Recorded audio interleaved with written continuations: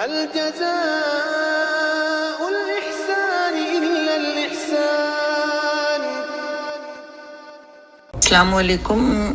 میرا سوال یہ ہے کہ اگر نماز شروع کرنے کے بعد یا نماز ختم کرنے کے بعد ہمیں اندازہ ہو کہ ہمیں جب نماز شروع کی تھی تو وہ نماز کے وقت شروع ہونے سے 2-3 منٹ پہلے شروع کر لی تھی، تو کیا اس صورت میں وہ نماز ادا ہو جائے گی یا ہمیں نماز دوبارہ ادا کرنی ہوگی؟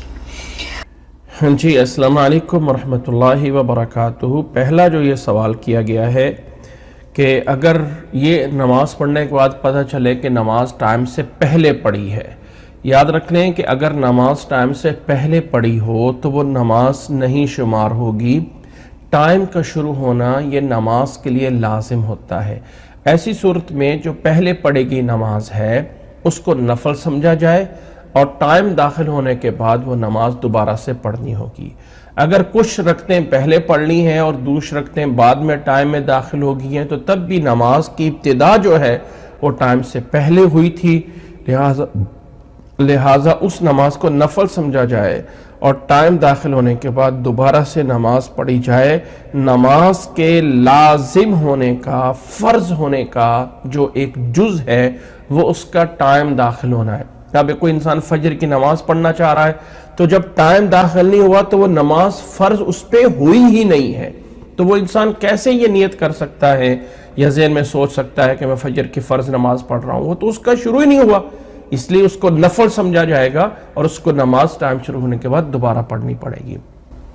اور میرا دوسرا سوال یہ ہے کہ اگر وضو کی حالت میں ناخن کاٹ لیے جائیں تو کیا وضو ختم ہو جاتا ہے یا قائم رہتا ہے؟ شکریہ.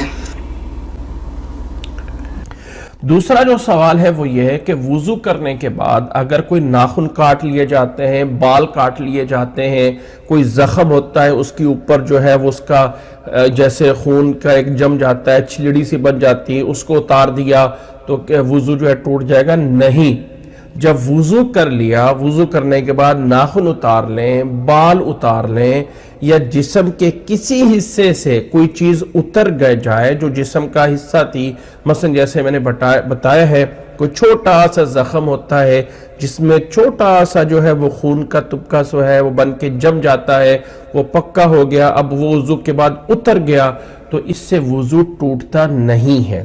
وضو کرنے کے بعد تاکہ یہاں تک سمجھ لیں کہ اگر کسی کا بازو ٹوٹا ہوا ہے اور بازو کے اوپر پلستر ہوا ہے یا کوئی انگلی پہ یا کہیں پہ کوئی ایسی پٹی باندھی ہوئی ہے جس میں وضو کرنے کے دوران انسان نے مسح کیا تھا، اب وہ اس کے لیے وضو کر چکا ہے تو وضو جو ہے کرنے کے بعد اس نے وہ پٹی کھولنی پڑ گئی، اب اس نے پٹی وہ کھول دی تو اب وہ وضو جو ہے اس وضو سے نماز پڑھ سکتا ہے، اس کا وضو نہیں ٹوٹے گا.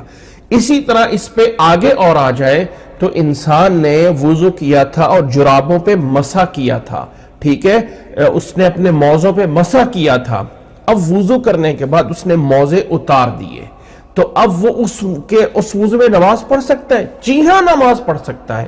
ہاں اب نیکسٹ وضو جب کرے گا تو پاؤں دھونے ضروری ہوں گے، لیکن جس وضو کے اندر اس نے مسح کر کے وضو کیا ہے وہ وضو تب تک نہیں ٹوٹے گا جب تک کہ وضو ٹوٹنے والی چیزوں میں سے کسی کو نہ اپنایا جائے.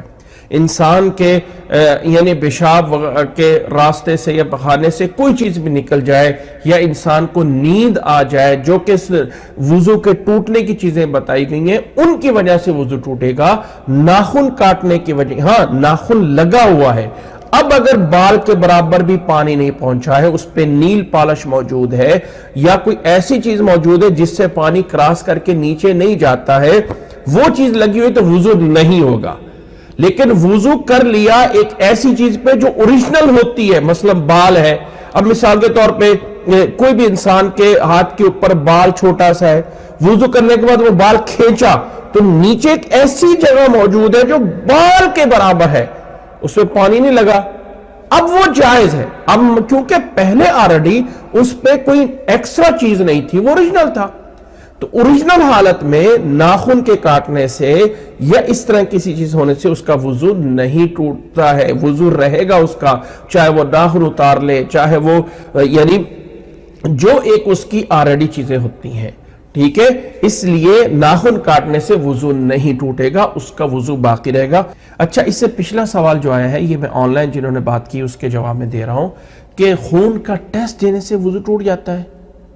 سب سے پہلے تو فیصلہ کیا جائے کہ کیا خون نکلنے سے وضو ٹوٹتا ہے؟ ہاں، رائے ضرور موجود ہے فقہا کے ہاں کہ اگر خون نکل کے بہہ جائے تو وضو ٹوٹ جاتا ہے، لیکن یاد رکھ لیں کہ اللہ کے نبی صلی اللہ علیہ وسلم کی احادیث میں اس سے وضو نہیں ٹوٹتا۔ رسول اللہ صلی اللہ علیہ وسلم کے ان صحابہ کے روایات بخاری میں بھی موجود ہے کہ جو نماز کی حالت میں تیر لگتے رہے، خون نکلتا رہا لیکن نماز جاری رکھی، نوٹ کریں اس بات کو، تو خون نکلنے سے وضو نہیں ٹوٹتا۔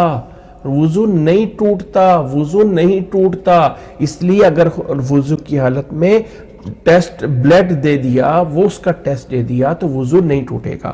امید ہے کہ بات سمجھ آ گئی ہوگی۔ اللہ اس کی بہرحال اپنی جگہ پہ جو ہے وہ وضاحتیں بہت سے کی گئی ہیں۔ السلام علیکم ورحمۃ اللہ۔ السلام علیکم ورحمۃ اللہ وبرکاتہ۔ میرا کوشچن تھا کہ رمضان میں جو روزے کسی بھی عذر کی وجہ سے ٹوٹ جاتے ہیں تو ان کی اگر قضا ساتھ نہ ادا کی ہو، جیسے کہ ہر سال میں جو رمضان میں اگر بیماری یا کسی بھی وجہ سے روزے نہیں رکھ سکے، تو اگر نہ اس سال میں ہم نے نہ اس کی قضا ادا کی ہو اور پچھلے جتنے بھی سالوں کے جو روزے ہمارے قضا ہو چکے تو ان کی پھر ہمیں کیا قضا دینی ہوگی؟ روزے رکھنے ہوں گے یا ان کی کوئی کفارہ دینا ہوگا؟ کلیئر کر دیں پلیز۔ السلام علیکم ورحمۃ اللہ۔ جی السلام علیکم ورحمۃ اللہ وبرکاتہ۔ ایک ایسے روزے جو روٹین میں رمضان میں رہ جاتے ہیں یا بیماری یا سفر کی وجہ سے بھی رہ گئے ہوں، تو ان روزوں کی جو ہے وہ اگلے رمضان سے پہلے قضا دینی ہے، ان کی قضائی دینی ہے۔ وہ روزے نوٹ کریں جو عذر کی وجہ سے رہ گئے ہوتے ہیں، مثلا عورت کے مخصوص ایام میں وہ روزے نہیں رکھ سکتی، یا عورت جو ہے وہ حاملہ ہے، یا عورت جو ہے وہ بچے کو دودھ پلاتی ہے، تو ان دونوں صورتوں میں بھی عورت کو اجازت ہے کہ وہ روزہ چھوڑ سکتی ہے، بچے کو دودھ پلانے والی بھی، اور اسی طرح عورت جو پریگننٹ حاملہ ہوتی ہے وہ بھی روزہ چھوڑ سکتی ہے۔ یا کوئی انسان بیمار ہے کہ وہ روزہ نہیں رکھ سکتا، یا کوئی انسان سفر پہ ہے تو اس کو بھی اجازت ہے کہ وہ روزہ چھوڑ سکتا ہے۔ اس طرح کے تمام چھوڑے ہوئے روزے بعد میں اگلے رمضان سے پہلے ان کی قضائی دینا ہے۔ اب نوٹ کریں اس بات کو، اب اس میں ذرا نوٹ کریں کہ اگر پچھلے رمضان کے کوئی اس طرح کے چھوڑے ہوئے عذر کی وجہ سے پچھلے رمضان کے چھوڑے ہوئے روزے یاد آ جائیں کہ فلاں رمضان کے اتنے میرے روزے چھوٹے تھے اور میں نہیں کر سکے، تو اس کی بھی انسان کو قضائی دینی چاہیے جو اس کو یاد آ جائے۔ ایک ہے وہ روزے جو غفلت میں چھوڑے، بلا وجہ غفلت میں تھے، دین کا پتہ نہیں تھا، دین سے دور تھے، طاقت ہے، کوئی بیماری نہیں ہے، کوئی عورت پریگننٹ نہیں ہے، کوئی عورت بچے کو دودھ پلانے والی نہیں ہے، کوئی جان بوجھ کے جو روزہ چھوڑ دیا جاتا ہے اس کی کوئی قضا نہیں ہوتی ہے۔ وہ صرف اللہ سے توبہ کرنی ہے اور اللہ سے معافی مانگنی ہے، وہ صرف اللہ سے توبہ کرنی ہے اور صرف اللہ تعالیٰ سے معافی مانگنی ہے، اس کی کوئی قضا نہیں ہے۔ یاد کر رکھیں اس بات کو کہ جو روزہ قضا کے لیے بھی دلیل چاہیے ہوتی ہے۔ اب ایک انسان جو جان بوجھ کے روزہ چھوڑ رہا ہے، اب پیچھے کچھ سالوں میں ہمیں نہیں پتا تھا، ہم دین سے دور تھے، ہمارے سے وہ روزے رہ گئے پتہ نہیں 10 سال کے 15 سال کے، اب ان کا کیا کریں؟ ان کا اللہ تعالیٰ سے توبہ کریں، معافی مانگے، اور آئندہ زندگی میں زیادہ سے زیادہ نفلی روزے رکھنے کی کوشش کریں کہ قیامت والے دن فرضوں کی کمی جا کے نفلوں سے پوری کی جا رہی ہوگی۔ یاد رکھ لیں کہ کسی چیز کی قضا ہونا اس کی دلیل چاہیے ہوتی ہے۔ جو دلیل ہمیں موجود ہے، وہ عورت اگر مخصوص ایام میں ہے تو وہ بعد میں روزے رکھے گی، احادیث میں موجود ہے۔ اگر کوئی انسان سفر میں ہے تو وہ بعد میں فعدۃ من ایام اخر وہ دوسرے دنوں کی روزے رکھے گا، اس کی دلیل موجود ہے۔ جو عورت جو ہے وہ بیماری میں ہے اس کی بھی یعنی کوئی بھی بیماری میں اس کی دلیل موجود ہے۔ جو عورت اپنے یعنی حاملہ ہے یا اگر کوئی عورت جو ہے وہ بچے کو دودھ پلا رہی ہے، مرضعہ ہے، تو وہ بھی روایت حضرت عبداللہ بن عباس سے موجود ہے کہ وہ بھی روزے جو ہے وہ چھوڑ سکتی ہے۔ اب یہ دلائل موجود ہے۔ جو انسان بلا وجہ طاقت ہونے کے باوجود دین سے دور تھا، نمازیں چھوٹی ہوئی تھی، غفلت کے دنوں میں زندگی کے 2 سال 10 سال 20 سال گزار دیے، اب ان کا روزہ کیا کریں؟ اللہ سے معافی کریں، اللہ سے معافی مانگے اور توبہ کریں، اللہ سے معافی مانگے اور توبہ کریں۔ اس کی جو ہے وہ کوئی قضا نہیں ہے، اس پہ جو ہے وہ اللہ تعالیٰ سے یعنی اس کی جو ہے وہ صرف اور صرف یعنی صرف اور صرف توبہ کرنی ہے، اس کی کوئی قضائی نہیں ہے۔ مت سمجھے کہ اب 20 سالوں کے روزوں کی قضائی کیسے دیں۔ امید ہے کہ بات سمجھ آ گئی ہوگی۔ اللہ ہمیں عمل کرنے کی توفیق عطا فرمائے۔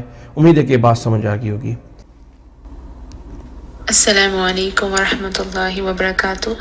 جی سر، میرا یہ سوال تھا کہ اگر ہم باہر گئے ہیں، مالز میں ہیں یا کوئی شاپنگ سینٹر ہے، وہاں پر ہمیں نماز پڑھنی ہے اور ہمیں ایک روم دیا گیا ہے جہاں پوسٹرز لگے ہوئے ہیں، تو ہماری نماز قبول ہوگی اگر ہم وہاں نماز پڑھتے ہیں تو؟ اور یہ بھی سوال ہے کہ ابھی گھر میں بچوں کے سافٹ ٹوائز ہوتے ہیں، ڈالز ہوتی ہیں، تو لائک بیگز ہوتے ہیں جس پر تصویریں ہوتی ہیں، کارٹونز ہوتے ہیں، تو وہاں مطلب وہ روم میں ہم نماز پڑھ سکتے ہیں؟ جزاک اللہ خیر۔ جی السلام علیکم ورحمۃ اللہ وبرکاتہ۔ جو نماز میں منع کیا گیا وہ یہ کہ سامنے کوئی تصویر نہیں ہونی چاہیے جو انسان کو نماز میں مشغول کرے، جس میں انسان کی توجہ ہو رہی ہو۔ باقی یہ کہ اگر کمرے میں کہیں آگے پیچھے دائیں بائیں کوئی پوسٹر لگے ہوئے ہیں، کوئی ایسی چیز لگی ہوئی تو نماز ہو جائے گی۔ باقی گھر میں جو اس طرح ڈول وغیرہ ہوتے ہیں، بہتر ہے کہ انسان کو ایسی چیزیں نہ لایا جائے جو انسانی شکل کی ہوں یا کسی جاندار کے ڈول ہوں، ان سے بچنا چاہیے، یا کوئی ایسے کپڑے لینے سے بھی بچنا چاہیے۔ لیکن اگر کوئی ایسا کمرے میں پڑا ہو کوئی ہو تو نماز کا اس سے کوئی تعلق نہیں ہے، نماز ہو جائے گی۔ السلام علیکم ورحمۃ اللہ وبرکاتہ۔ السلام علیکم ورحمۃ اللہ وبرکاتہ۔ میرا نماز کے بارے میں یہ کویسچن تھا کہ جب ہم فجر کے لیے کھڑے ہوتے ہیں نماز کے لیے تو 2 سنت پڑھتے ہیں، تو کیا اس کے بعد ہم تھوڑی دیر کے لیے بیٹھ کے دعائیں تسبیحات پڑھ سکتے ہیں، یا قرآن شریف کی کچھ آیتیں یا کوئی سورہ پڑھنی ہو، اور اس کے بعد پھر کھڑے ہو کے فرض پڑھیں؟ درمیان میں یعنی کہ سنت اور فرض کے درمیان کیا ہم بیٹھ کے کچھ پڑھ سکتے ہیں یا نہیں؟ ہمیں پہلے سنت اور فرض پڑھنے کے بعد باقی سب تسبیحات پڑھنی چاہیے؟ لیکن جو سنت اور فرض کے درمیان میں کسی وقت بیٹھتی ہوں، لیکن وہ یعنی کہ طلوع آفتاب سے کافی پہلے میں فرض پڑھ لیتی ہوں، بٹوین سنت اور فرض کے میں سم ٹائم 15-10 منٹ بیٹھ جاتی ہوں، تو کیا ایسا کرنا ٹھیک ہے؟ تو پلیز مجھے بتائیے گا۔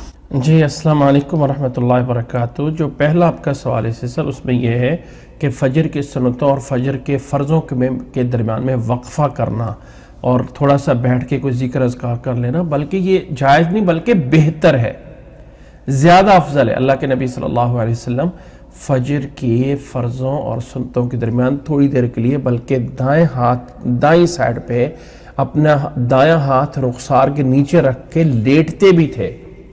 نبی صلی اللہ علیہ وسلم فجر کی اذان کے بعد فجر کے سنتوں کے بعد اور فجر کے فرضوں کے درمیان دائیں سائڈ پہ ہاتھ کو نیچے رکھ کے زمین پہ لیٹنا، یہ بھی نبی صلی اللہ علیہ وسلم کی سنت ہے، جو آج کل ہم سے چھوٹی جا رہی ہے، مفقود ہو گئی ہے۔ اور نبی صلی اللہ علیہ وسلم فجر کی سنتوں کے بعد یہ جو ہے وہ ہاتھ پہ رکھ کے تھوڑی دیر دائیں سائڈ پہ لیٹ جاتے تھے، اللہ کو یاد کرتے رہتے، ذکر اذکار کرتے رہتے، پھر اٹھ کر جو ہے وہ فجر کے فرض پڑھتے یا یعنی فرض پڑھانے کے لیے جاتے۔ تو اس طرح کر کے وقفہ کرنا فجر کے سنتوں اور فرضوں کے درمیان تھوڑا سا، جس میں کوئی دعائیں کی جا رہی ہوں، ذکر اذکار کیا جا رہا ہو، تو جائز ہے، بہتر ہے، افضل ہے، زیادہ بہتر ہے۔ باقی ظاہر ہے کہ فرضوں کو سورج نکلنے سے پہلے جو ٹائم ہے اسی میں پڑھنا ہوگا. یہ تو نہیں ہے کہ فرضوں کو آپ لیٹ کر دیں, لیکن ایسا وقفہ کرنا جو ہے وہ جائز ہے. امید ہے کہ آپ کا پہلا سوال کا جواب آپ کو مل گیا ہوگا.